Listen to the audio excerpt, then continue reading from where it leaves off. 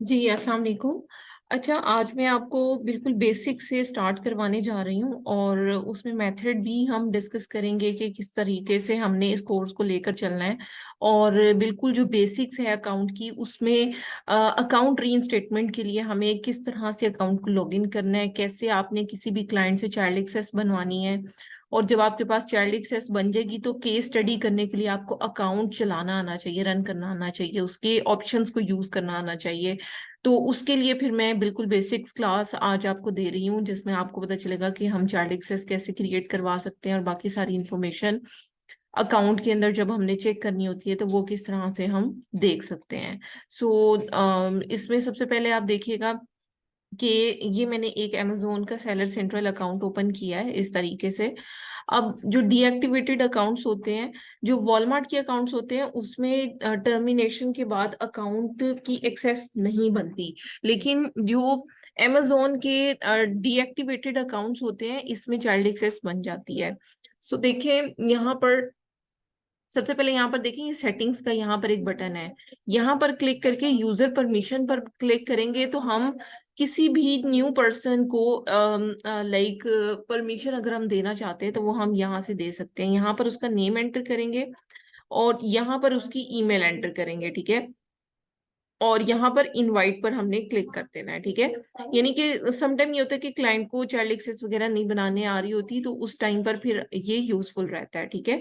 अभी मैंने ये एक ईमेल यहाँ पर एंटर की है, अब हम उस ईमेल को यहाँ से लॉगिन करेंगे और आपको बताएंगे कि किस तरीके से आप लाइक कर सकते हैं, मतलब अकाउंट को उसकी इनविटेशन को एक्सेप्ट कैसे करना है। ये वाला काम क्लाइंट ने करना है। जो अभी मैंने ईमेल जो है वो सेंड किया है, जैसे यहाँ पर एंटर मैंने ये किया ईमेल और ये क्लाइंट एंटर करेगा। इसके बाद जो आपका काम है वो ये है कि आपके पास ईमेल आएगी, ये आपका ईमेल एड्रेस होगा, इस पर ईमेल आएगी, इस पर आपने क्लिक करना है और यहाँ पर आपने ये जो लिंक होगा इस पर आपने क्लिक कर देना है।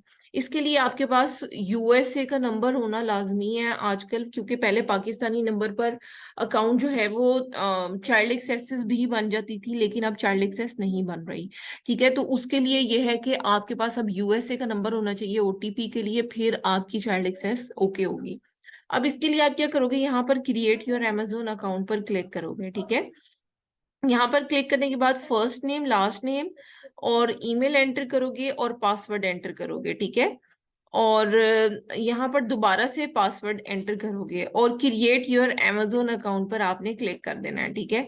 तो इसमें ऑलरेडी मेरा अकाउंट बना हुआ है तो साइन इन करने का ऑप्शन आएगा, लेकिन यहाँ पर जब मैं first name last name enter करूंगी, ईमेल और 2 दफा पासवर्ड एंटर करूंगी, देन क्या है कि चाइल्ड एक्सेस इसकी एक्सेप्ट हो जाएगी। यानी कि उसके बाद ईमेल पे ओटीपी आएगा और देन फोन नंबर पे ओटीपी आएगा, वो आप एंटर करोगे तो आपके पास पूछा जाएगा कि कौन सी मार्केट प्लेस आपने ऑन करनी है, ठीक है।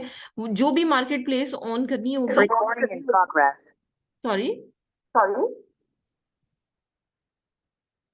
अच्छा तो आपने ये करना है कि मतलब जो भी आपके पास ईमेल रिसीव होगी जो अकाउंट, मतलब उसमें फोन नंबर का ओटीपी डालेंगे तो आप मार्केट प्लेस सिलेक्ट करोगे जिस मार्केट प्लेस की चाइल्ड एक्सेस चाहिए होगी। और उसके बाद यहाँ पर आप क्लिक करने के बाद क्लाइंट को बता दोगे कि मैंने एक्सेप्ट कर लिया है। फिर क्लाइंट जो है आपकी मैनेज परमिशंस पर क्लिक करेगा और क्लिक करने के बाद उसको आपने कहना है कि एडमिन एक्सेस दे दे, तो यहाँ पर एडमिन एडमिन एडमिन, ठीक है। एडमिन, ये सारी चीजें आपने एडमिन पर उसको कहना है क्लिक करके, आपको यहाँ पर कंटिन्यू पर क्लिक कर देगा तो आपके पास फुल अमेजोन की एक्सेस जो है वो आ जाएगी। अभी मैं आपको लॉग आउट करके दोबारा से लॉग इन करके दिखाऊंगी, क्योंकि बिल्कुल बेसिक्स की क्लास है, क्योंकि कुछ स्टूडेंट क्लास में ऐसे भी होते हैं जिनको बिल्कुल भी अमेजोन के बारे में एज सच नहीं पता होता। तो इस वजह से जस्ट मैं आपको ये बता रही हूँ। तो आप देखिए यहाँ पर ईमेल और पासवर्ड जस्ट आप एंटर करके साइन इन करेंगे। पहले आपने रजिस्टर किया था, अब आपने जस्ट साइन इन करना है और आपके नंबर पे ओटीपी भी आ सकता है, और अगर ओटीपी नहीं आता तो उस केस में मतलब डायरेक्ट लॉगिन हो जाएगा अकाउंट, ठीक है। अब मैं आपको जो चीजें, जो पार्ट्स हमारे लिए इम्पोर्टेंट हैं सेलर अकाउंट को, मतलब अगर अकाउंट डीएक्टिवेट हो जाता है तो उस केस में हमें किन किन चीजों पर फोकस करने की जरूरत होती है, कौन कौन से बटन्स ऐसे हैं जिसका हमें पता होना चाहिए, अपील कैसे सबमिट करवानी है, ये सारी इंफॉर्मेशन अभी हम डिस्कस करेंगे। ठीक है, सो यहाँ पर देखें, सबसे पहले यहाँ पर क्लिक करेंगे हम, और यहाँ पर सबसे पहले जो चीज हमें डीएक्टिवेटेड अकाउंट में देखनी होती है वो परफॉर्मेंस में जाकर परफॉर्मेंस नोटिफिकेशंस देखने होते हैं, क्योंकि जो अकाउंट होता है उसके परफॉर्मेंस नोटिफिकेशंस बहुत ज्यादा इंपॉर्टेंट होते हैं। यहाँ से आप देखो कि परफॉर्मेंस नोटिफिकेशंस जो जो अमेजोन की टीम की तरफ से हमें अपडेट्स आई होती हैं, नोटिफिकेशंस आए होते हैं, वो सारे यहाँ पर अवेलेबल होते हैं। अब जैसे यहाँ पर देखें, thank you for informing us. You have removed your offer for S and we are unable to remove the policy violation. इस तरह से जितनी भी हैं यहाँ पर आ रही हैं। अब यहाँ पर देखो, Amazon account has been deactivated. We took this measure due to your violation of Amazon seller policies and seller code of conduct with drop shipping policy violation. ये पूरा नोटिफिकेशन होता है जिसमें डीएक्टिवेशन की रीजन बताई जाती है।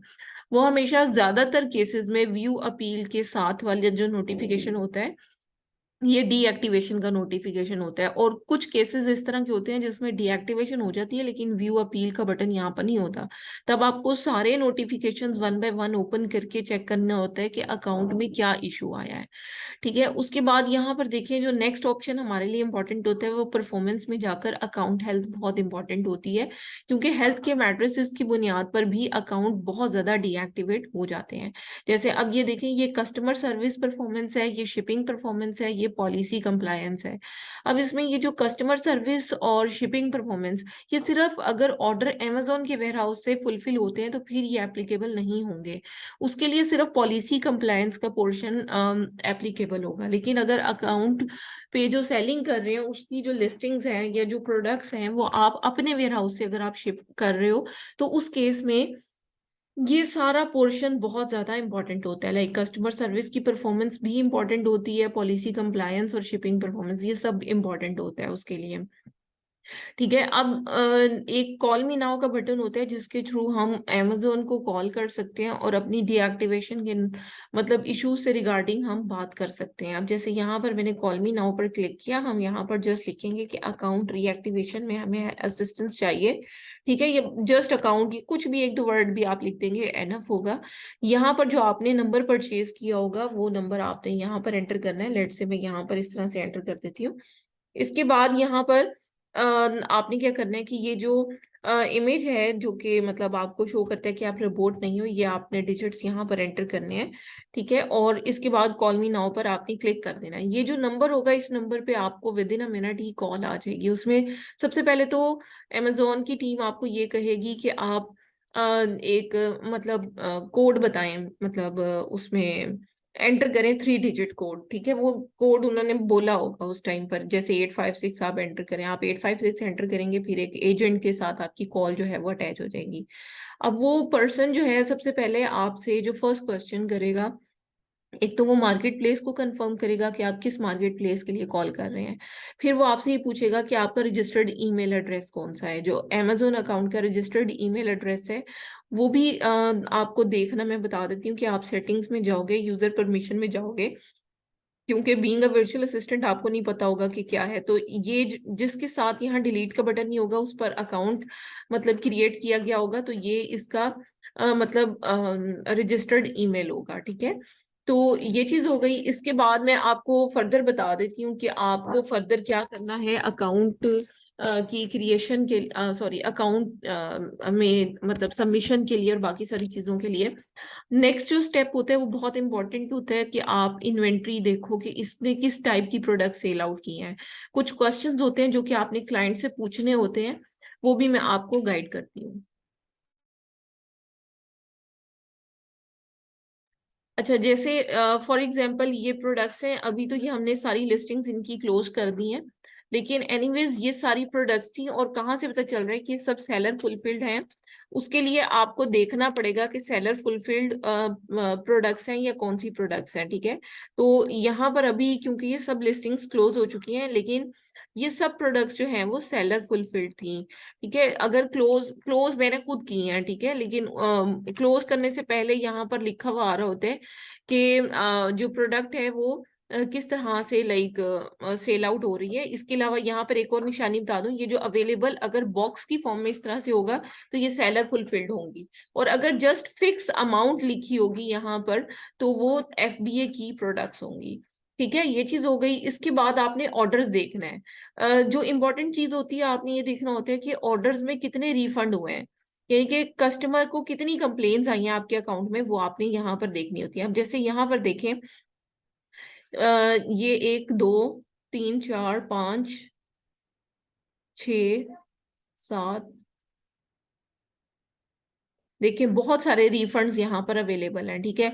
तो इसका मतलब है कि कुछ अकाउंट में इशू आया था जिसकी वजह से अकाउंट में जो प्रोडक्ट्स हैं वो ऑर्डर्स रिफंड लिए गए हैं, ठीक है। उसके अलावा अगर एफबीए के ऑर्डर्स देखना चाहें तो यहाँ पर क्लिक करेंगे, लेकिन कोई भी एफबीए की इन्वेंट्री नहीं है। इसका मतलब है कि प्योरली अकाउंट जो है वो एफबीएम यानी कि या ड्रॉप शिपिंग हो रही थी अकाउंट पर, ठीक है। तो इसका मतलब ये है कि यहाँ पर देखें जितने भी कस्टमर्स हैं उनके ऑर्डर्स की रिफंड की वजह भी आप यहाँ पर देख सकते हैं। अब जैसे ये मतलब सेलर सॉरी जो कस्टमर है उसकी यहाँ पर सारी इंफॉर्मेशन आ रही है, और बाकी सारी चीजें आपको यहाँ पर नजर आ रही है। रिफंड के लिए उसने कोई फीडबैक वगैरह नहीं दिया। अच्छा, जो कस्टमर के साथ हमारी कम्युनिकेशन होती है वो यहाँ पर एक लेटर का बटन है, इस जगह पर ये मैंने क्लिक किया है, और यहाँ पर ऑल मैसेजेस पर जब हम क्लिक करते हैं तो जितनी भी कस्टमर और सेलर के दरमियान कम्युनिकेशन है वो यहाँ पर जो है वो नजर आ रहा होता है। अब यहाँ पर देखिए, I wanted to check before I order, thank you for contacting, please let us know if any, I am sort of desperate due to a cat with infection history, ठीक है। उसके बाद ये मतलब जो भी कस्टमर ने कोई भी क्वेश्चन पूछना है वो इसी के थ्रू है, और हमारे पर भी ये जिम्मेदारी है हमारी भी कि मतलब हम भी सिर्फ इसी प्लेटफॉर्म को यूज करें कस्टमर को लाइक करने के लिए, ठीक है। अब इसमें देखें, we really sorry for inconvenience, the tracking is showing delivered but there was nothing delivered to my house sorry, और I apologise for the confusion, और फिर यहाँ पर there was no tracking for other order, thank you for your help, ठीक है। उन्होंने कहा कि हम आपकी दोबारा से we are attaching picture reference, ठीक है। यहाँ पर रेफरेंस वगैरह उन्होंने सेंड कर दिया। इसके बाद यहाँ पर देखें, इसी तरह से यहाँ पर अगर आप देखें तो जो भी कम्युनिकेशन होती है वो यहाँ पर होती है। अब मैं आपको फर्दर बताती हूँ कि जब अकाउंट हमारा मतलब यहाँ पर परफॉर्मेंस पे जाकर हमें फीडबैक देखने होते हैं अकाउंट के लाजमी। ये वो चीजें हैं जो अकाउंट री स्टेटमेंट की बिल्कुल बेसिक्स हैं, और जिसमें आपको फुल फ्लैज फोकस होकर देखना होता है कि मतलब कौन सी क्या रीजन बनी है अकाउंट की डीएक्टिवेशन की, या फिर कोई भी प्रॉब्लम जो अकाउंट में आई है। अब यहाँ पर देखें, send me wrong tracking number and contacted Amazon and USPS item delivered to someone else, reship supposed to have by today still not here, ठीक है। उसने ये लाइक कमेंट यहाँ पर सेंड कर दिया है।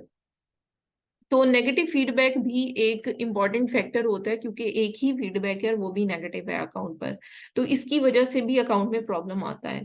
अच्छा, इसके अलावा आपने A to Z guarantee claim देखने होते हैं इन केस ऑफ के अगर अकाउंट पर सेलर फुलफिल्ड ऑफर्स हैं तो उसके लिए आपको A to Z guarantee claims भी देखने होते हैं। तो यहाँ पर कोई भी A to Z guarantee claim available नहीं है। A to Z guarantee claim क्या होता है कि जब कस्टमर किसी भी सेलर से लाइक रिफंड मांगता है या रिटर्न, वो कहता है मुझे प्रोडक्ट नहीं मिली, तो वो पेमेंट अपनी वापस मांग रहा होता है। अगर सेलर कोई भी मतलब उसका इशू रिजॉल्व नहीं कर पा रहा होता तो उस केस में जो बायर होता है वो कांटेक्ट करता है डायरेक्ट अमेजोन की टीम से, और फिर अमेजोन की टीम डायरेक्ट पेमेंट हमारे अकाउंट से डिडक्ट करके कस्टमर को वापस कर देती है। तो इसे मैनेज मतलब A to Z guarantee claim कहते हैं।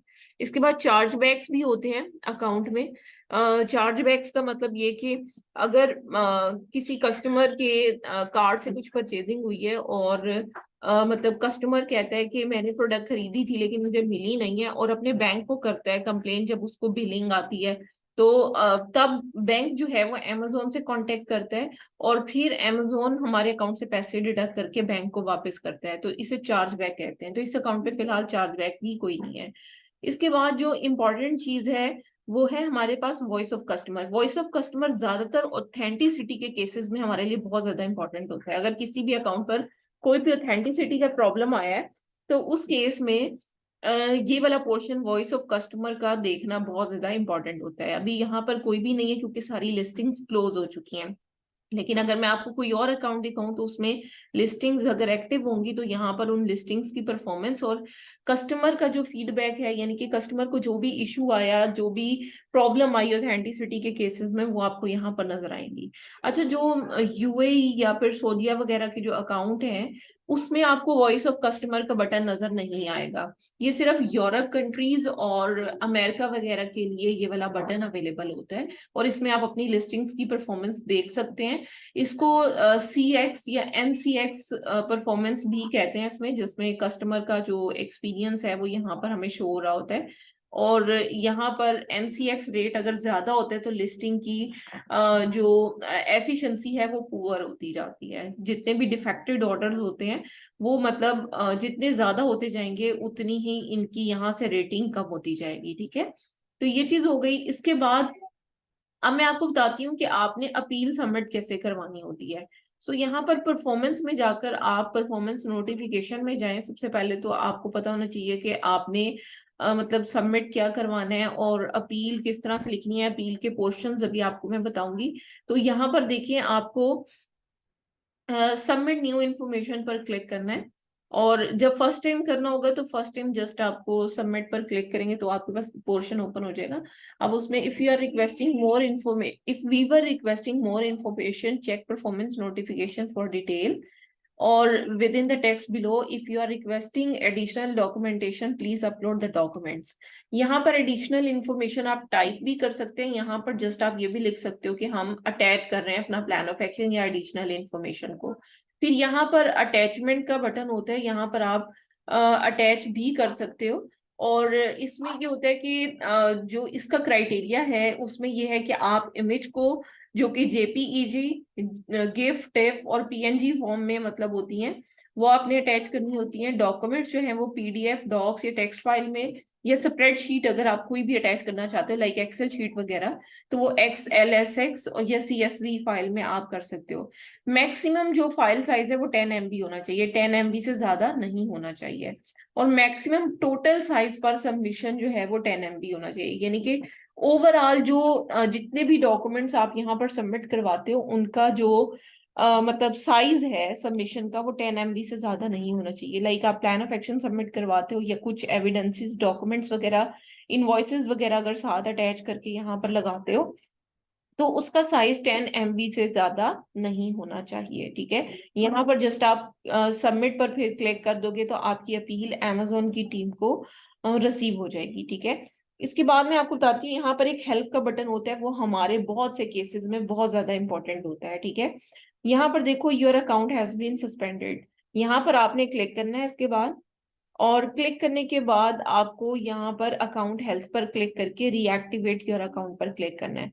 अगर आप अपील सबमिट करवाना चाहते हो, वहां पर अगर सबमिशन का बटन नहीं आ रहा तो यहाँ पर भी आप सबमिट करवा सकते हो, या फिर अपने इशू को मतलब वो डायरेक्ट इसी ऑप्शन पर आपको ले आएगा। ठीक है, और अगर आप अपनी अपील के बारे में कोई असिस्टेंस लेना चाहते हो, लाइक आप चाहते हो कि अपील के बारे में कोई डिस्कशन की जाए अमेजोन की टीम से या उनसे कोई राय ले ली जाए, तो यहाँ पर रीएक्टिवेट योर अकाउंट और get help with my appeal, यहाँ पर आप क्लिक करके सिलेक्ट इशू करोगे और उनसे आप असिस्टेंस ले सकते हो। यहाँ पर अपना इशू डिस्क्राइब करके आप यहाँ पर अपना इशू डिस्क्राइब करोगे, अपना ईमेल यहाँ पर एंटर करोगे, और फोन नंबर आप एंटर ना कीजिएगा, क्योंकि यूजुअली अगर हम फोन नंबर एंटर कर देते हैं तो हमारा केस जो है वो बगैर इंफॉर्मेशन के जो है वो क्लोज हो जाता है मोस्टली केसेस में। कुछ केसेस होते हैं जिसमें हमें मतलब अगर कॉल बैक का हम दे दें तो ठीक है, और बाकी जो इशू आप फेस कर रहे होते हैं उसकी अटैचमेंट यहाँ पर जरूर लगाओ। यानी कि फॉर एग्जांपल अगर आप अकाउंट कोई भी वेरिफिकेशन का इशू है या कुछ भी इशू है, तो आप उसका स्क्रीनशॉट लगाओ कि हमारे पास ये इशू आ रहा है, ताकि टीम को क्लियर हो जाए। क्योंकि हमारे यहाँ एक चीज ये भी बहुत ज्यादा होती है कि मतलब हम अकाउंट में जो भी इंफॉर्मेशन एंटर कर रहे होते हैं उसमें हमारा इंग्लिश का स्ट्रक्चर बहुत अच्छा नहीं होता, जिसकी वजह से हो सकता है कि नेक्स्ट टीम मेंबर जो कि हमारे हमें इस केस में हेल्प आउट कर रहा है उसको क्लियर ना हो पाए, हमारे क्वेश्चन क्लियर ना हो पाए। तो उस चीज के लिए, उस चीज से बचने के लिए अपनी इंफॉर्मेशन को तो आप यहाँ पर दे ही दे, लेकिन उसके स्क्रीनशॉट यहाँ पर अटैच कर दें ताकि टीम प्रॉपरली देखकर और आपको गाइड कर सके। लेकिन इसमें ये होता है कि सेंसिटिव डॉक्यूमेंट्स यहाँ पर अटैच करना अलाउ नहीं होते, जैसे पासपोर्ट हो गया, बैंक स्टेटमेंट हो गई, या कोई भी इस तरह का डॉक्यूमेंट यहाँ पर अटैच करना अलाउ नहीं है। ये भी एक लिमिटेशन है। जस्ट आप अपने इशू का स्क्रीनशॉट यहाँ पर अटैच कर सकते हो, इसके अलावा कोई सेंसिटिव इंफॉर्मेशन का डॉक्यूमेंट आपने यहाँ पर अटैच नहीं करना, अदरवाइज केस आपका ऑटोमेटिक क्लोज हो जाएगा और टीम आपको कोई भी असिस्टेंस यहाँ पर नहीं देगी। ठीक है, ये चीज भी हो गई। जो केस लोग ऑलरेडी ओपन हुए होते हैं किसी भी अकाउंट से रिलेटेड, वो आपको यहाँ पर इस तरह से नजर आ रहे होते हैं। ठीक है, जो भी प्रॉब्लम आता है अकाउंट में और जो भी आप केस ओपन करते हो उनके जो आंसर्स होते हैं वो यहाँ पर बाद में भी अवेलेबल रहते हैं। जैसे यहाँ पर मैं व्यू करती हूँ अगर, तो यहाँ पर आप देखो कि इन्होंने यहाँ पर क्वेश्चन लिखा है, I receive this email so why I am asking about this issue. इस तरह करके इन्होंने यहाँ पर लिखा है, new account our system shows that is currently under review, this means verification team are still working, इस तरह से। ठीक है, और यहाँ पर अगर आप देखो तो we understand that you may have some questions, तो उन्होंने यहाँ पर रिस्पॉन्स दे दिया है, इसका जो भी मतलब होगा रिस्पॉन्स उनके मुताबिक, तो वो उन्होंने यहाँ पर दे दिया है। ठीक है, तो इस तरीके से हमें रिस्पॉन्सेज यहाँ पर हम देख सकते हैं जो भी केस हम ओपन करेंगे, और उस केस का फीडबैक देखने के लिए हमें उसी केस लॉग को ओपन करना पड़ता है। फॉर एग्जाम्पल लेटेस्ट केस यहाँ पर देख लेते हैं जो ओपन हुआ हुआ है जी। यहाँ पर देखिए 26 जनवरी को यहाँ पर हुआ हुआ है। तो अगर मैं यहाँ पर व्यू पर क्लिक करती हूँ देन वी कैन सी के यहाँ पर क्वेश्चन जो है वो पूछा गया है यहाँ पर, और उसके बाद उन्होंने, क्योंकि क्वेश्चन इस तरह का था कि मतलब उन्होंने डायरेक्टली केस को क्लोज कर दिया। ठीक है, और अगर क्वेश्चन बिल्कुल जेन्युइन हो और आप मतलब सिर्फ ये ना कहें कि भाई हमें ये प्रॉब्लम है, आप बल्कि उसमें सारी डिटेल को गाइड करें। अब यहाँ पर भी देखें उसने उसी टाइप का क्वेश्चन यहाँ पर लिखा है, और यहाँ पर भी देखें we have close this case because Amazon has deactivated your account. वो कहते हैं कि यहाँ पर जाकर आप अपनी सारी चीजों को देखें। ठीक है, तो इस तरह के आंसर्स वो नहीं देता, टेक्निकल जो आंसर्स होते हैं, जैसे अगर कोई डॉक्यूमेंट की समझ नहीं आ रही कौन सा अपलोड करना है या क्या क्या रिक्वायरमेंट्स हैं, क्या डॉक्यूमेंट्स अटैच होने चाहिए, अपील किस तरह से लिखनी है, वो सारे पॉइंट्स आपको यहाँ पर वो गाइड कर सकते हैं। लेकिन बेटर होते हैं कि आप कॉल पर बात करो। कॉल में ये होता है कि दो ऑप्शन होते हैं। आप पहले तो ऑब्जर्व करो, बिल्कुल स्टार्टिंग में जब वो बंदा एजेंट अपना इंट्रो करवा रहा होता है तो उसकी लहजे से आपको पता चल जाता है कि वो इंडियन है या फिर वो कोई मतलब अमेरिकन वगैरह है। ठीक है, तो मतलब ये कि जब आप देखो कि इंडियन है तो आप उससे हिंदी में बात कर सकते हो। लाइक आप उन्हें कहो कि we want to speak in Hindi, तो वो आपको अलाउ कर देते हैं और वो फिर आपसे आपको मतलब उर्दू में भी गाइड कर देते हैं सारी चीजें। तो अंडरस्टैंडिंग हिंदी की हमारी बेटर है, तो हमें ज्यादा अच्छी तरह से हम एक दूसरे को बात समझा पाते हैं। तो वो ऑप्शन भी आप अवेल कर सकते हैं। ठीक है, तो ये तो अकाउंट की बिल्कुल छोटी छोटी माइनर चीजें हैं जो कि मैंने आपको एक्सप्लेन की हैं।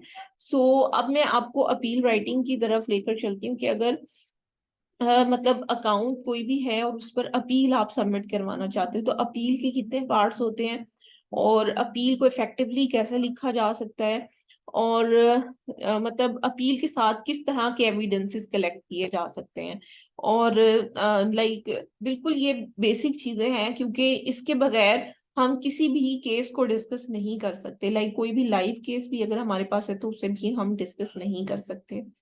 सो फर्स्टली आपको बताती चलूं कि जो अपील है उसके थ्री मेजर पोर्शंस होते हैं, थ्री मेजर पार्ट्स होते हैं।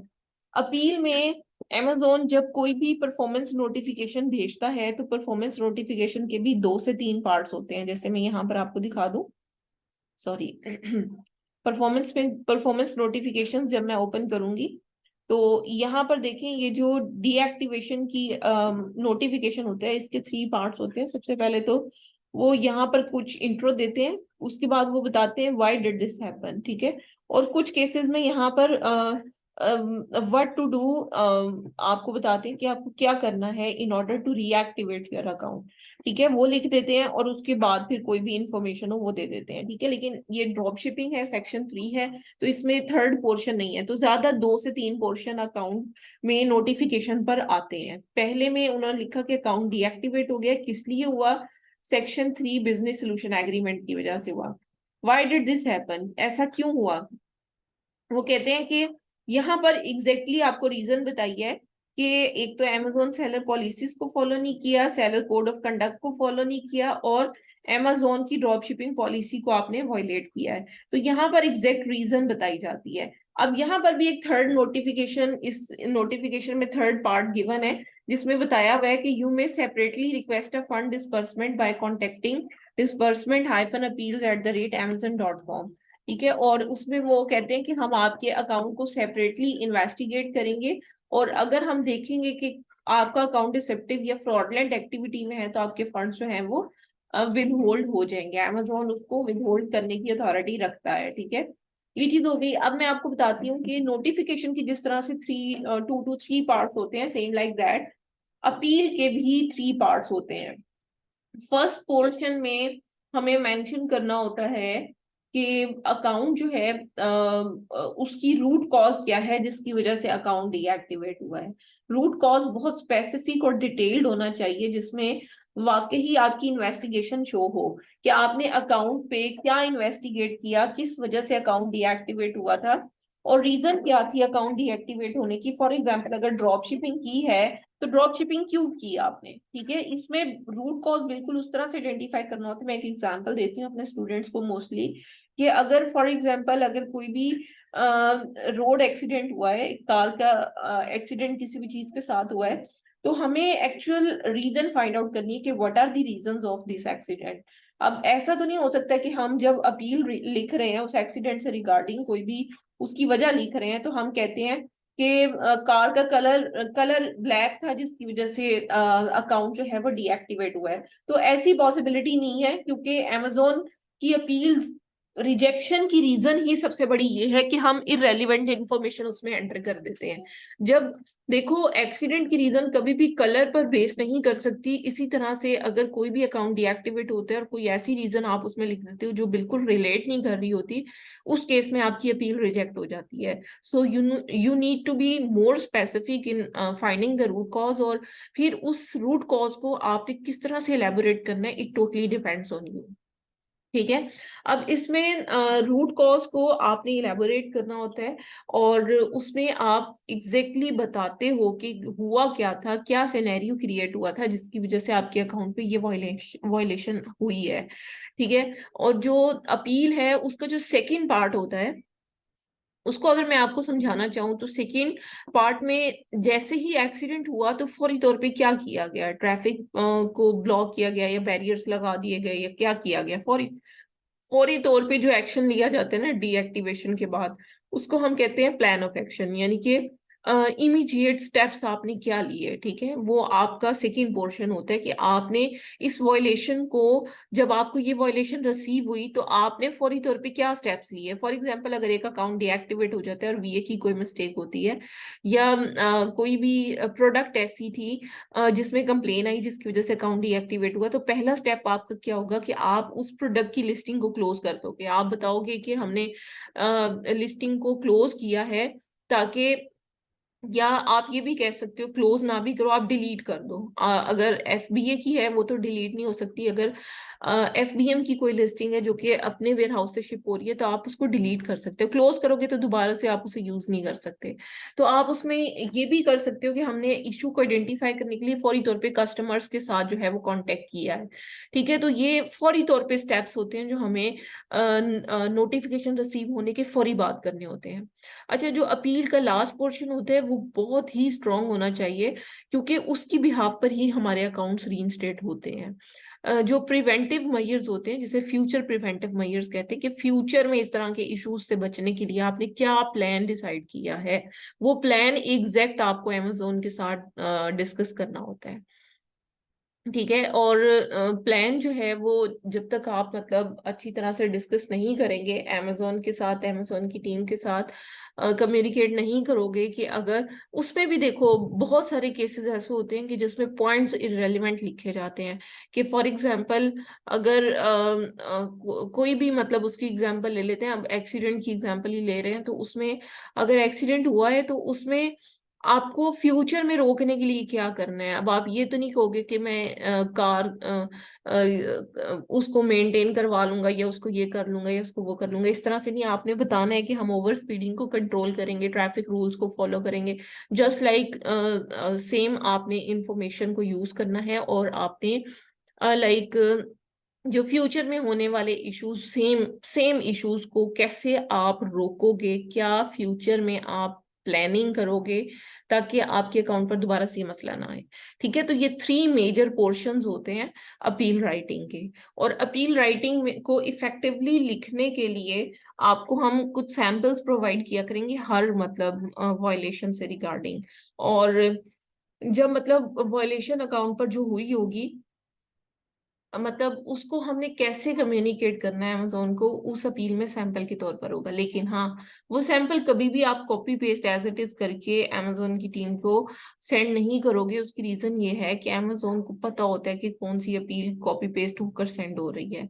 उसकी जो टीम होती है बहुत ज्यादा विजिलेंट होती है, छोटी छोटी माइनर मिस्टेक से भी या माइनर चीजों से भी आइडेंटिफाई कर लेती है कि ये अपील खुद से लिखी गई है या कहीं से ड्राफ्ट कॉपी पेस्ट किया गया है। तो उसके लिए रिक्वेस्ट ये होती है तमाम स्टूडेंट से कि हम आपको एज अ सैंपल बहुत अच्छी अपील्स प्रोवाइड करते हैं, जिसको देखकर आपको अंदाजा हो जाता है कि आपको किस तरह से मतलब अकाउंट को लेकर चलना है। और इसमें यह है कि पॉलिसीज जितनी भी हैं उसकी मैं आपको एक पीडीएफ सेंड करूंगी, जिसमें तमाम अमेजोन की पॉलिसीज गिवन होंगी। लाइक ये बहुत ज्यादा इंपॉर्टेंट है, क्योंकि देखो जब तक हमें किसी भी मार्केट प्लेस के रूल्स एंड रेगुलेशंस, पॉलिसीज, ये सारी चीजें हमें जब तक नहीं पता होती, तब तक हम वायलेशंस को आइडेंटिफाई नहीं कर पाते। और अगर वायलेशन हो भी जाती है, तो जब तक हमें पॉलिसीज का पता नहीं होगा, तब तक हम effectively plan of action draft नहीं कर पाते। सो मैं आपको ग्रुप में पॉलिसीज की एक फाइल सेंड करूंगी, और उस फाइल को आप गो थ्रू करेंगे, मतलब ग्रेजुअली क्लासेस में भी। लाइक जो भी केस होगा, हमारा जो तरीकाकार होगा स्टडी का, वो ये होगा कि हम लाइव केसेस को स्टडी करेंगे, लेकिन उससे पहले हम पॉलिसीज को डिस्कस करेंगे, फिर वॉयलेशंस को देखेंगे, और फिर इन वॉयलेशंस को कैसे हैंडल किया जाता है, वो सारी चीजें आपको यहाँ पर गाइड की जाएंगी। तो जो भी लाइव केसेस हमारे होंगे वो भी हम आपको दिखाएंगे। इसके अलावा स्टूडेंट्स को भी अलाउ होता है कि अगर उनके पास कोई लाइव केस है and they want to discuss that case in the class with the group, तो वो कर सकता है, उसमें कोई मसला नहीं है। ठीक है। हम गाइड करते हैं स्टूडेंट्स को कि आपने इस तरह के केसेस को किस तरह से लेकर चलना है, आपका क्या मतलब क्या स्टेप्स होने चाहिए। और आजकल बहुत माइनर माइनर इश्यूज भी अकाउंट में आना स्टार्ट हुए हैं, और वो माइनर इश्यूज मेजर की तरफ भी कन्वर्ट हो रहे हैं। सो लाइक कहने का मकसद ये है कि बिल्कुल आपको स्टार्टिंग से हर चीज को लेकर चलना है, और अकाउंट जो है वो बिल्कुल आप लोगों को देखना आना चाहिए। ये जितनी चीजें आज सिर्फ बताई हैं आपके लिए, इतनी ही चीजें इंपॉर्टेंट है। अगर किसी के फंड्स वगैरह स्टक है अकाउंट में, और वॉयलेशन आपने देखनी है कि किस टाइप की वॉयलेशन है, फिर उसी वॉयलेशन पर डिपेंड करते हुए हम डिसाइड करते हैं कि फंड्स वगैरह इसके डिस्पर्स हो सकते हैं या नहीं हो सकते। अभी इस अकाउंट में भी देखिए सेक्शन 3 थी, क्योंकि तो इसके फंड्स हमने डिस्पर्स करवा दिए थे। सो कहने का मकसद ये है कि हमें बहुत सारे सिनेरियोज को बहुत डिफरेंट एंगल से देखना होता है। जरूरी नहीं होता कि अगर एक अकाउंट पर कोई कंप्लेन आई है और सेम कंप्लेन अगर किसी और अकाउंट पे आई है, तो दोनों केसेस सेम होंगे, वो दोनों केसेस भी डिफरेंट होंगे। इसी वजह से आपको इन डेप्थ जाकर चीजों को देखने की, समझने की, और फिर उसके मुताबिक अपील और एविडेंसेस को कलेक्ट करने की जरूरत होती है। जी, अभी यहाँ तक अगर आपका कोई भी क्वेश्चन है तो पहले आप उसको क्लियर कर लें, देन मैं फिर आपको थोड़ा सा फर्दर गाइड करती हूँ। जी मैं मेरा एक सवाल है जी जी, पूछिएगा। कि ये जो हम अपनी ईमेल पे जो है ना अकाउंट लेते हैं, चाइल्ड एक्सेस, उस जी, हम जो है ना एक ईमेल पे ज्यादा अकाउंट ले सकते हैं या उसका कोई फिर लिंक वाला इशू तो नहीं आता है? नहीं ले सकते हैं आप, एक से ज्यादा भी ले सकते हैं अपील, मतलब अच्छा चाइल्ड अच्छा। एक्सेस ले सकते हैं एक ईमेल पर। अच्छा, और दूसरा सवाल है मेरा कि ये जो हम अपील लिखते हैं इसको हम चैट जीपीटी से लिख सकते हैं? ये अमेजोन नहीं, एक्सेप्ट करते चैट हैं कि नहीं? जीपीटी में भी बहुत ज्यादा अभी प्रॉब्लम है। अभी आपको पता है कि वो उस लेवल तक एडवांस नहीं हुई कि वो केस टू केस हर चीज को। अब देखो, आप चैट जीपीटी को क्या कहोगे कि seller code of conduct section 3 drop shipping policy violation की दे दे। अब उसने तो जो उसको समझ आनी है उसने लिख कर दे देनी है आपको, लेकिन जो एक्चुअल अकाउंट का सिनेरियो है वो बहुत डिफरेंट होगा। उसे तो नहीं पता कि क्या आपने सोर्सिंग हैम्स क्लब से की थी या वॉलमार्ट से की थी या कहाँ से की थी आपने, जिसकी वजह से ड्रॉप शिपिंग की वायलेशन लगी है। बायर की कंप्लेन आई थी या नहीं आई थी, ट्रैकिंग का इशू आया था नहीं आया था, ये तो आपको पता है ना। चैट जीपीटी को तो नहीं पता ये वाली चीजें। ठीक है, तो अपील चैट जीपीटी की बिल्कुल फेलियर है, कोई भी अकाउंट उसकी वजह से रीइंस्टेट नहीं हो रहा। इजी है, आप ड्राफ्टिंग कर सकते हैं उससे, लेकिन ड्राफ्टिंग को फिर दोबारा एडिट आपको करना पड़ता है। तो वो ड्राफ्टिंग करने का क्या फायदा अगर सारी दोबारा से चेंज करनी पड़ेगी। तो इस तरह तो सैंपल्स हम लोग भी आपको दे रहे हैं जिसमें आपको चेंजिंग ही सिर्फ करनी पड़ती है। तो आई थिंक वो ज्यादा बेटर है, क्योंकि वो हमने अपने एक्सपीरियंस के थ्रू वो बनाए होते हैं ड्राफ्ट्स। ठीक है, सही है। जी, कोई और क्वेश्चन किसी और की साइड से?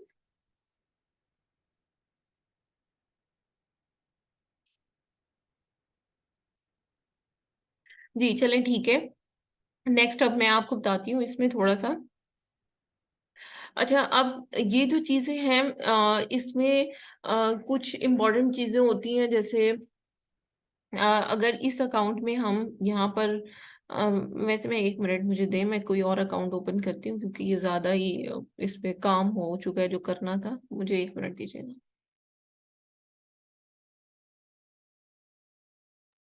जी, ये मैंने एक और अकाउंट ओपन किया है। अब इस अकाउंट में आप नोटिफिकेशंस देखें, बहुत ज़्यादा नोटिफिकेशंस अवेलेबल हैं।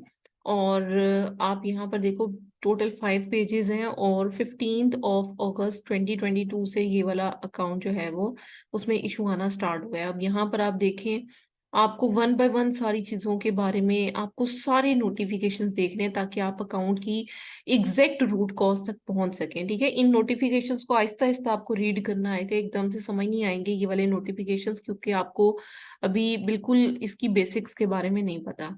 अब ये देखिए, ये अकाउंट इस तरह से है, यहाँ पर आप देख सकते हैं कि कुछ भी ऐसा सच नहीं है, लेकिन प्रोडक्ट की कंप्लायंसेस रिक्वेस्ट है यहाँ पर, व्यू ऑल 3। यहाँ पर क्लिक करके देख लेते हैं कि क्या कंप्लायंसेस की प्रॉब्लम यहाँ पर आ रही है। अब देखो, एक ये प्रोडक्ट है, एड और अपील कंप्लायंस, ठीक है। उसके बाद ये भी एक प्रोडक्ट आ रही है, ये भी आ रही है, ये भी। इस तरह से काफी सारी प्रोडक्ट्स यहाँ पर आ रही हैं जिनकी कंप्लायंस की पॉलिसीज वगैरह हमने यहाँ पर सबमिट नहीं कराई। ठीक है, अब ये चीज हो गई। इसमें मतलब ये फिर मैं आपको बताऊंगी कि कंप्लायंस क्या होती है और किस तरह से आपको देखनी होती है। अभी आप यहाँ पर देखिए कि ये सारे जीरो हैं, एप्लीकेबल नहीं है, क्योंकि अकाउंट डीएक्टिवेट हुए हुए काफी टाइम हो चुके हैं। और ये जो डिटेल्स होती हैं, ये जस्ट ये वाली फर्स्ट कस्टमर सर्विस और शिपिंग परफॉर्मेंस, ये आपको लास्ट 60 डेज की यहाँ पर सिर्फ नजर आती हैं। और ये जो पॉलिसी कंप्लायंस है ये 180 डेज की यहाँ पर नजर आती है। 180 डेज के बाद ये सारी चीजें जीरो हो जाती हैं, यहाँ पर रिमूव हो जाती हैं, ऑटोमेटिक रिमूव हो जाती हैं। ठीक है, अब यहाँ पर अगर आप देखो तो यहाँ पर सबमिशन का बटन भी यहाँ पर अवेलेबल नहीं है। लाइक Amazon जो है वो लिखा हुआ है कि your account has been deactivated due to following issues, you must successfully address all issue below to qualify for account reactivation. Policy violation, आप वो कहते हैं व्यू अपील करें आप। और अगर आप कांटेक्ट करना चाहते हो Amazon की टीम से तो यहाँ पर क्लिक करके आप कांटेक्ट कर लें। लेकिन आप यहाँ पर देख सकते हो कि सबमिशन का कहीं पर भी बटन अवेलेबल नहीं है, क्योंकि केस इस तरह का उलझा हुआ केस है। और यहाँ पर देखिए, व्यू अपील पर जब हम क्लिक करते हैं तो उस टाइम पर ये हमें अकाउंट पे सबमिशन की तरफ लेकर जाता है यहाँ पर। ठीक है, और एडिशनल इंफॉर्मेशन देता है। लेकिन जैसे ही ये इन्फॉर्मेशन यहाँ पर पुट की जाती है, अकाउंट ऑटोमेटिक जो है वो बंद हो जाता है। तो इस तरह के कॉम्प्लिकेटेड केसेस भी होते हैं। अब यहाँ पर देखिए, आपको मैं फर्दर जो चीज इसमें दिखाना चाह रही हूँ कि हमें यहाँ पर जो चीज देखनी होती है, एक तो इन्वेंट्री इसकी देखनी होती है। अब देखें, कुछ केसेस इस तरह के भी आपके पास आएंगे कि यहाँ पर कोई इन्वेंट्री आपको शो नहीं होगी, क्योंकि अमेजोन ने इस तरह के अकाउंट्स की लिस्टिंग्स खुद से डिलीट कर दी होंगी। तो फिर इन्वेंट्री को चेक करने के लिए, या एफबी इन्वेंट्री क्या है इसकी, वो भी हम देख सकते हैं, वो भी कोई इन्वेंट्री नहीं है। ठीक है, तो इसके लिए फिर बेहतरीन हल यही होता है कि आप ऑर्डर्स में जाकर चेक कर लो कि किस टाइप की इन्वेंट्री इसने सेल की हुई है। मैनेज ऑर्डर्स पर जाओगे और यहाँ पर आप शिफ्ट ऑर्डर्स को चेक कर लोगे, और यहाँ से डेट रेंज आप लाजमी सिलेक्ट कर लेना। तो आपको यहाँ से फिर पता चलेगा कि इसने किस टाइप की प्रोडक्ट्स यहाँ पर सेल आउट की हैं। तो कहने का मकसद ये है कि इन्वेंट्री को चेक करने का ऑल्टरनेटिव मेथड यही है कि मैनेज ऑर्डर्स में जाकर आप उसकी इन्वेंट्री को चेक कर लो कि क्या क्या बेचा हुआ है, या जिस एएसआईएन में प्रॉब्लम आई है वो एएसआईएन यहाँ पर आप पेस्ट करो। फॉर एग्जाम्पल ये है, ठीक है, इसको सर्च कर लो, जो भी ऑर्डर इससे रिलेटेड होंगे वो यहाँ पर आ जाएंगे, लेकिन अभी इससे रिलेटेड कोई भी ऑर्डर यहाँ पर नहीं आया। तो कहने का मकसद ये है कि आप ऑर्डर्स की लिस्ट जो है वो यहाँ पर शिफ्ट में देख सकते हो कि किस किस प्रोडक्ट की कितनी क्वांटिटी या क्या चीजें यहाँ पर सेल आउट की गई हैं। ठीक है, ये चीज हो गई। अब इसके बाद आप अकाउंट के लिए, क्योंकि बिल्कुल बेसिक्स की ये है, मैं आपको चीजें वगैरह दिखाना चाह रही हूँ। आपको यहाँ पर जितनी भी हैं रिटर्न रिपोर्ट्स वो भी आप यहाँ पर देख सकते हो, लेकिन आपका जो ज्यादा काम है वो इस पोर्शन पर लाया करता है। अभी मैं आपको वॉइस ऑफ कस्टमर दिखाना चाह रही थी। अब आप यहाँ पर देखो 327 लिस्टिंग्स है which are excellent, there is no issue. यहाँ पर देखो टोटल ऑर्डर्स यहाँ पर लिखे हुए हैं इस जगह पर, और कोई भी एनसीएक्स रेट नहीं है इस पर, सबके 0% है। लेकिन अकाउंट इस वजह से डीएक्टिवेटेड है क्योंकि अकाउंट पर सेल एकदम से बहुत ज्यादा आई थी, तो अमेजोन ने इस अकाउंट को रिव्यू में एंटर कर दिया था। और फिर अमेजोन ने इनसे ट्रैकिंग सारी प्रोडक्ट्स की इनसे मांगी थी, और बाकी सारी इंफॉर्मेशन मांगी थी, और वो ये प्रोवाइड नहीं कर सके थे क्योंकि ये ड्रॉप शिप कर रहे थे। और इस वजह से इनका अकाउंट जो है वो डीएक्टिवेट हुआ था, और इसमें पॉलिसी वायलेशंस काफी ज्यादा हैं, इस अकाउंट पर पॉलिसी वार्निंग्स काफी ज्यादा आई हुई हैं। उसके लिए आपको यही होता है कि आपको अकाउंट में जाकर इन डेप्थ सारी चीजों को परफॉर्मेंस नोटिफिकेशंस के थ्रू देखना होता है। जैसे यहाँ पर पॉलिसी वायलेशंस देख लें कि कॉपीराइट इंफ्रिंजमेंट है, उसके बाद इसी तरह से आप यहाँ पर देखते जाएं, आपको पता चलता जाएगा ये भी कॉपीराइट इंफ्रिंजमेंट है। इसके बारे में भी मैं आपको बताऊंगी कि कॉपीराइट इन्फ्रिंजमेंट क्या होती है। यहाँ पर भी देखें कॉपीराइट इन्फ्रिंजमेंट है। तो मतलब ये कि अकाउंट की डिटेल्स आपने सारी परफॉर्मेंस नोटिफिकेशन से देखनी होती है।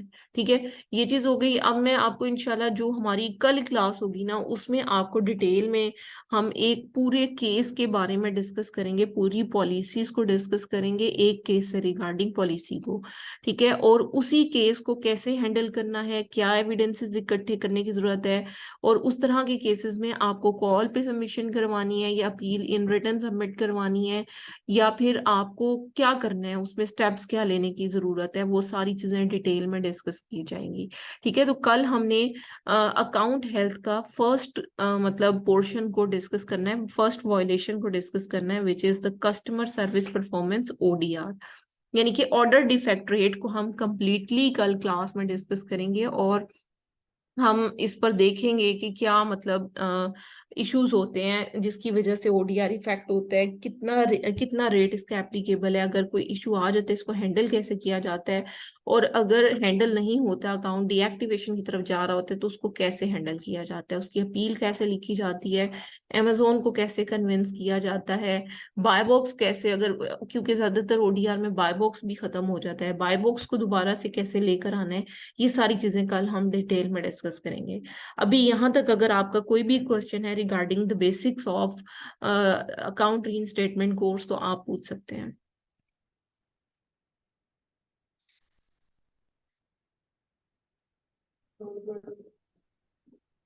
सॉरी, आप कोई है जो क्वेश्चन पूछ रहे हैं?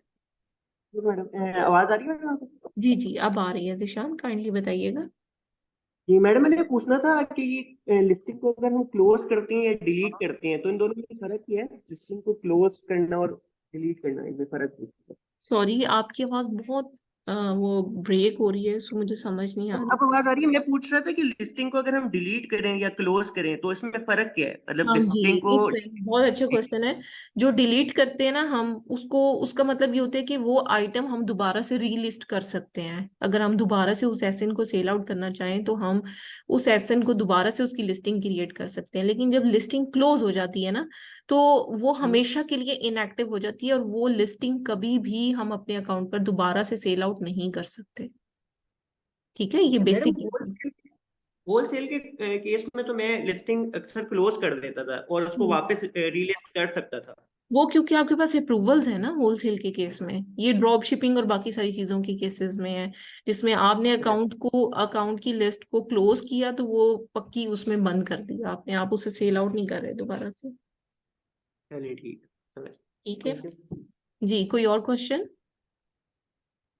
ठीक है, इंशाल्लाह कल फिर हम फर्स्ट पॉलिसी को डिस्कस करेंगे और उसकी डीएक्टिवेशन और उसको कैसे रीएक्टिवेट करवाया जाता है, क्या सारी चीजें आपको रिक्वायर्ड होती हैं, वो कल हम डिटेल में डिस्कस करेंगे। ठीक है, अगर आपका कोई भी क्वेश्चन हो अभी आपके जहन में नहीं आ रहा और बाद में आप समझते हैं कि आपको कोई भी क्वेश्चन या कोई भी क्यूरी है आपकी, तो आप व्हाट्सएप ग्रुप में भी मैसेज कर सकते हैं। So thank you so much. मैं वीडियो अभी थोड़ी देर तक अपलोड करके ग्रुप में लिंक शेयर कर दूंगी। Thank you. Allah Hafiz.